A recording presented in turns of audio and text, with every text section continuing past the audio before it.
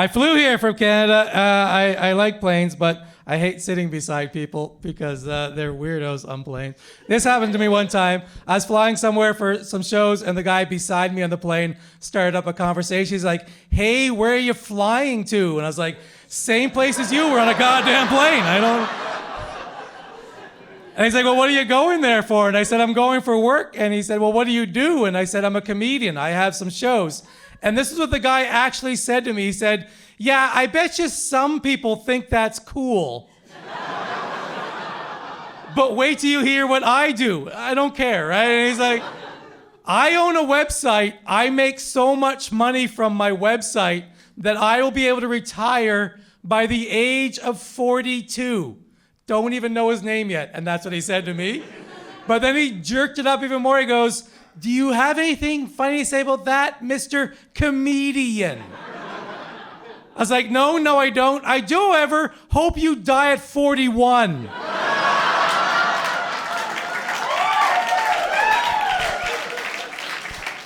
In fact, this whole plane has to crash and we all have to die just to make sure you don't make it to 42.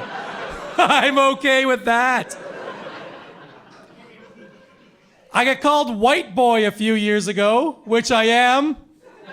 I'm not trying to slide anything past anybody here. I'm very much a white boy. But I got called white boy by another white boy, which was weird. I was drinking one night in Toronto, in Canada, and I guess this guy had nothing better to do as I waited for a late night bus than to start yelling at me from across the street. He's like, "Hey, white boy, it's not safe for you in this neighborhood, white boy. Why don't you walk back home to your white boy neighborhood?" To which I said, "But you're a white boy," which apparently offended him for some reason, because he's like, "Do you want me to come over there and kick your ass?" And I was like, no, I don't. "Because you're a white boy, I think we just established it's not safe for you over here." Just as I said that, the bus pulled up, and the driver, who was black, heard the whole thing. He just fist bumped me. He's like, "You're pretty funny for a white boy."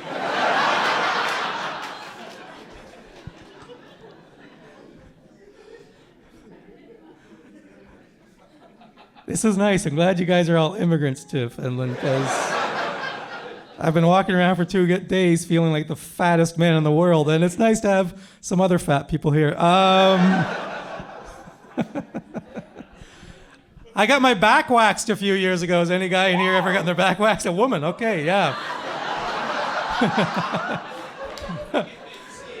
No, you don't want to see my back, dude. That's the weirdest heckle I've ever got. Someone asked me to take my shirt off. If there is a guy in here thinking about getting your back waxed, don't. It hurts. Just go in the sauna with a hairy back. Nobody cares, right? Because it hurts. It really hurts. I told one of my female friends about how much it hurts. She's like, "I don't want to hear about it. We women have it way worse. I have to get my vagina waxed." I was like, "I totally understand. If your vagina is as big as my back, I don't want to hear about that either."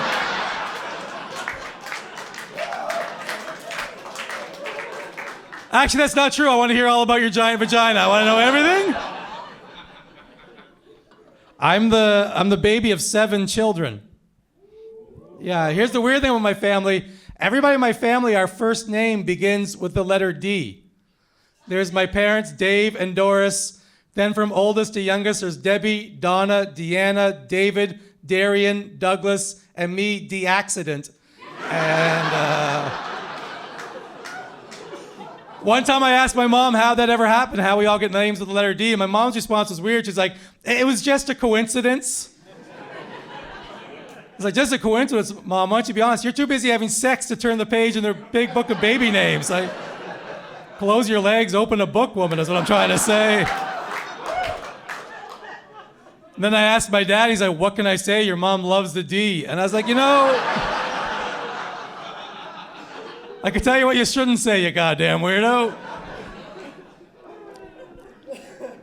Pornography, it gets a bad reputation, but if it wasn't for pornography, I wouldn't know how to spell the word amateur. It's EU, just so you know, because that's where the best porn comes from, the EU. But the weird thing is I kind of learned to read because of pornography in a weird way, which is true. Because my mom only read romance novels, which I don't know if you guys read romance novels in Europe, but that's just porn for moms. That's all it is. And that's all my mom would read was these romance novels. So I'd pick up these books when I was a little kid and I'd try to learn words by reading these romance novels, which became terrible because I started to learn words, but I didn't even know what they meant, and I would try to use them in sentences. And I was the only kid in school saying things like, hey, I'll trade you this thrusting turkey sandwich for your throbbing ham and cheese.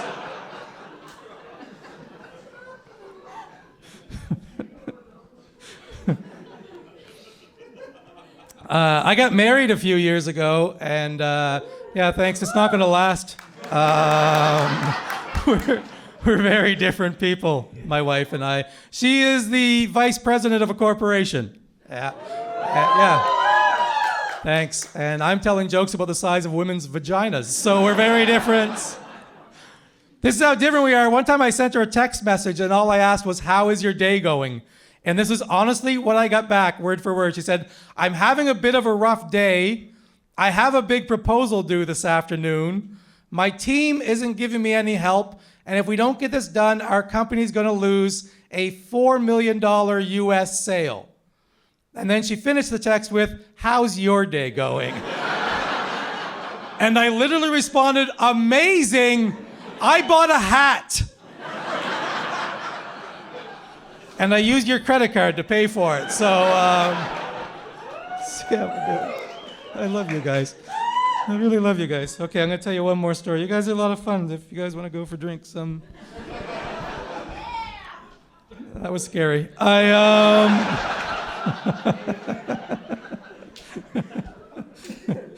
My wife and I, we look after some dogs. They're owned by her friends. They're not just random dogs. We look after their friends' dogs. But you can tell they're her friends because her friends are successful in life. They have a nice house that's on a lake with an Olympic-sized swimming pool. They have a hot tub that sits 14 people. They're probably swingers. But whenever they go away, we look after their dogs. And last summer, we were looking after their dogs. And one morning, I woke up at 5 a.m. because there were coyotes howling outside. And I looked out, and there were 4 coyotes in their backyard, just behind their house. I don't think you guys have coyotes here. They're mean. And so I'm like, oh, this is pretty cool. They have these coyotes, right? So I'm watching them, and like, they have a better view from upstairs. So I went upstairs. They have this patio overlooking their backyard. And I'm watching these 4 coyotes running around in their backyard. I was like, this is pretty cool. And all of a sudden, all 4 coyotes stopped. And they all turned, and they looked in the same direction. I was like, well, what's happening, right? And I looked over. There's a woman walking a tiny little dog, and she's walking it right to the 4 coyotes, and she doesn't see them. Yeah, and the 4 coyotes are like, oh, our Uber Eats is here, right? And I'm like, well, I gotta do something. So I yell, look out for the coyote. And the woman just stopped, and she stared at me really oddly. I was like, well, this is weird, but she's not doing anything. I could see the coyotes still making their way to her dog, and she's not. I'm like, look out for the coyote. And the woman is still not moving. She's just staring at me. I'm like, this is really, really weird. So I yelled a third time, look out for the coyote. And then the woman just sort of bent down without breaking eye contact and picked up her dog and ran away. I was like, that's really weird. That was a really weird reaction. And then as I was walking in the house, I caught my reflection in the door and realized I was completely naked. This poor woman's just taking her dog for a walk at 5 a.m, and all she sees is a fat, naked guy yelling, look out for the coyote. Like the coyote is some kind of nickname I gave myself, right? So look out for the coyote! Here comes the coyote! You want to run with the coyote? Anyway, that's how I told the story to the police. And I gotta go. And you guys have been so much fun. Thank you. You're going to love the rest of the show. Thank you.